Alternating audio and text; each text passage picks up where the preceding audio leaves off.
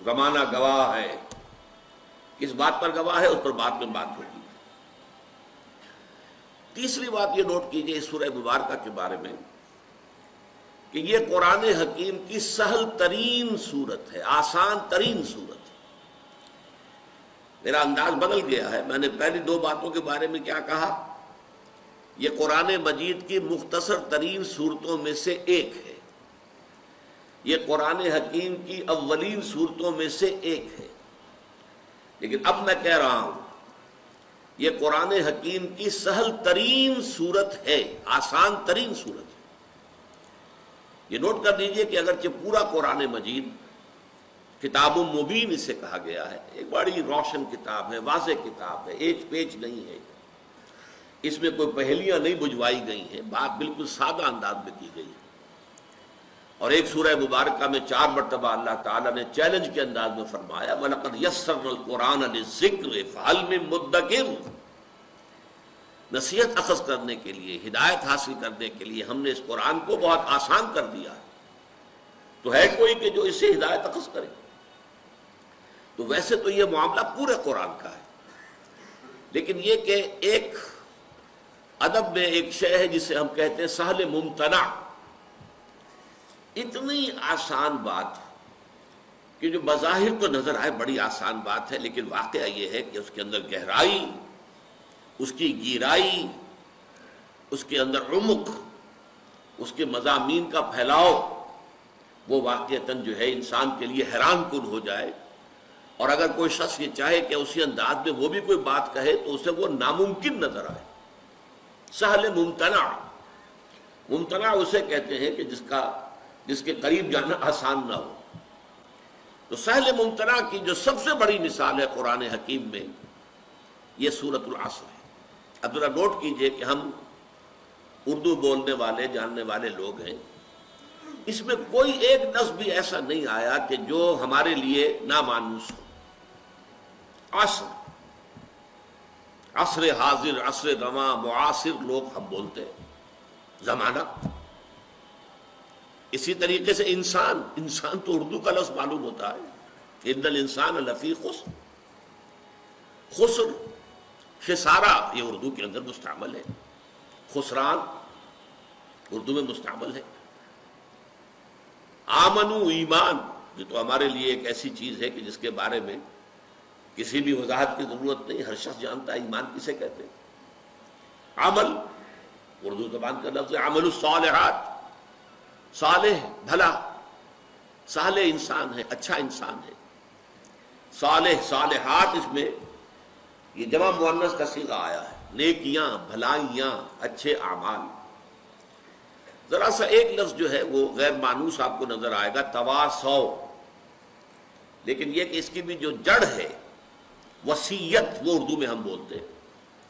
وصیت کرنا، تاکید کرنا، نصیحت کرنا.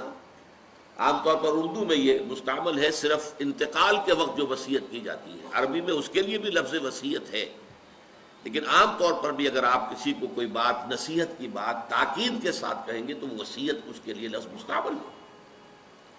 صبر، حق، یہ سارے الفاظ جیسا کہ میں نے عرض کیا معلوم ہوتا ہے اردو زبان کے الفاظ. اس موقع پہ مناسب معلوم ہوتا ہے کہ اس وقت ہم ترجمہ سادہ سا کر لیں. والعصر کہنے کو تو یہ ہمیں معلوم ہوتا ہے کہ ایک لفظ ہے، یہ ایک لفظ نہیں ہے، 2 کلمات پر مشتمل ہے. واو حرف جار، العصر، والعصر، اور یہ واو کا فائدہ یہاں قسم کا ہے، زمانے کی قسم ہے. یا چونکہ قسم جو ہے وہ عام طور پر شہادت کے لیے آتی، گواہی کے لیے آتی ہے. زمانہ گواہ ہے. ان، یہ حرف تاکید ہے. ان الانسان لفی خسر، یقیناً تمام انسان خسارے میں ہے. انسان جیسا کہ میں نے عرض کیا ہم جانتے ہیں اس پر جو الف لام لگا ہے، کسی اسم نکرہ پر الف لام اگر لگتا ہے معنی پیدا ہوتے ہیں. کوئی معین انسان، لیکن ایک مفہوم یہ بھی ہوتا ہے تمام انسان، اسے حصر کہتے ہیں. ان الانسان، تمام انسان، لام حرف تاکید ہے، لفی خسر، فی پھر حرف جار ہے، یقیناً وہ ہے اندر خسرن خسارے کے. یہ میں نے پرانے انداز کا ترجمہ کیا ہے، فی کو واضح کرنے کے لیے اندر، بیچ خسارے کے، اندر خسارے کے. جب لفظی ترجمہ قرآن مجید میں آپ کبھی دیکھتے ہوں گے تو وہ اس طرح کی ترکیب ہوتی ہے، کیونکہ وہ کوشش ہوتی تھی کہ ہر لفظ کا ترجمہ جو ہے وہ اس کے ساتھ ہی آ جائے. خسرن یہ اس میں نکرہ ہے، اور نکرہ جو ہے عربی زبان میں جو مختلف معانی دیتا ہے ان میں سے ایک تفخیم کہلاتا ہے، بڑی عظمت. یعنی خسارہ معمولی نہیں، بہت بڑا خسارہ، بہت عظیم خسارہ، بہت بڑی تباہی، بہت بڑی بربادی. تو ترجمہ کیا ہوا؟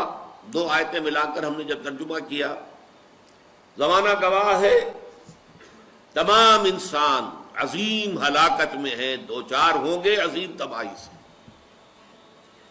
اس کے بعد الا، یہ حرف استثناء ہے، سوائے ان کے. یہاں پہ اب استثناء ہو رہا ہے، ایکسیپشن. یعنی تباہی جو ہے وہ قاعدہ کلیہ ہے، دیٹ از اے رول. پوری نوع انسانی کے لیے ہلاکت، بربادی، تباہی یہ تو قاعدہ کلیہ ہے، لیکن اس میں ایکسیپشنز ہیں. لیکن وہ ایکسیپشنز کن کے لیے ہیں؟ الا الذین آمنوا، سوائے ان کے جو ایمان لائے.